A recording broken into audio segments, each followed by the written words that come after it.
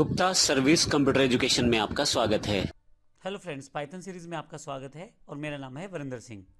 इस सेशन में हम पाइथन में एक इम्पॉर्टेंट पार्ट डिसीजन प्रोसेस के बारे में जानेंगे। जब भी आपको डिसीजन मेकिंग प्रोसेस करना होता है पाइथन प्रोग्राम्स में, तो हमें कुछ स्टेटमेंट्स की आवश्यकता होती है। जैसा उदाहरण के लिए हमें कुछ चूज़ करना है कुछ ऑप्शंस में से। हो सकता है आपको कोई एक ऑप्शन चुनना है और दूसरा नहीं, और इस केस में आपको डिसीजन बनाना पड़ेगा, डिसीजन क्रिएट करना पड़ेगा। उसके लिए हमें प्रोग्राम्स बनाते समय कुछ स्टेटमेंट्स की आवश्यकता होती है। इसमें सबसे पहली स्टेटमेंट रहती है इफ स्टेटमेंट। यदि आप किसी कंडीशन को चेक करना चाहते हैं और अगर वह कंडीशन ट्रू रहती है तो उस केस में कुछ कार्य करना चाहते हैं, तो इस केस में आप इफ स्टेटमेंट का यूज कर सकते हैं और इसके साथ ही आपका ब्लॉक जो है वो एग्जीक्यूट हो जाएगा। हमारे पास जितनी भी ये डिसीजन प्रोसेस रहती हैं, इसमें ये सभी ब्लॉक्स के रूप में कार्य करती हैं। सबसे पहले इफ स्टेटमेंट है। इफ स्टेटमेंट के साथ एक ब्लॉक जुड़ा रहेगा।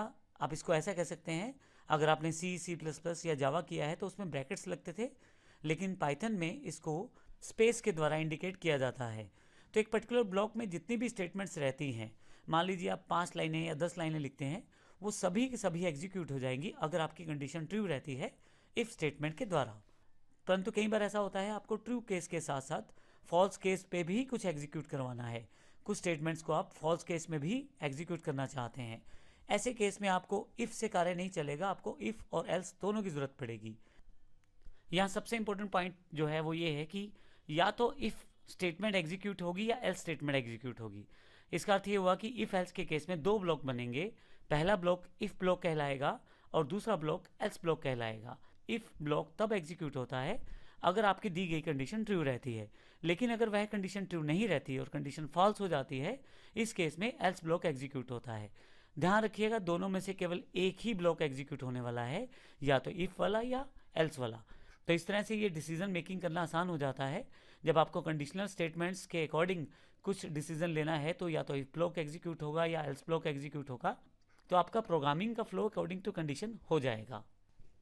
इसके पश्चात नेक्स्ट जो पार्ट है वो थर्ड है एलिफ स्टेटमेंट।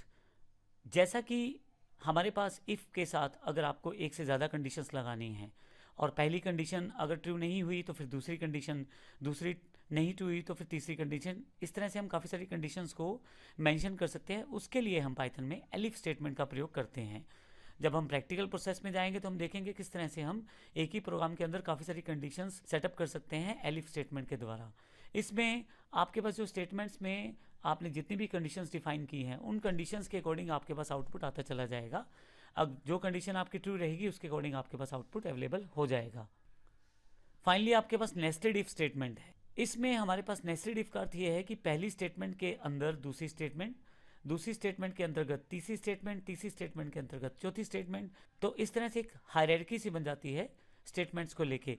तो नेस्टेड का फायदा ये रहता है कि जब पहली कंडीशन ट्रू रहती है तो फिर दूसरी कंडीशन चलेगी, दूसरी कंडीशन ट्रू रहेगी तो तीसरी कंडीशन चलेगी। तो नेस्टेड में आप इस तरह से प्रोग्रामिंग कर सकते हैं और डिसीजन प्रोसेस को आसान कर सकते हैं पाइथन में। इस सेशन में हमने एक ब्रीफ ओवरव्यू सा लिया है सभी डिसीजन प्रोसेसेस का।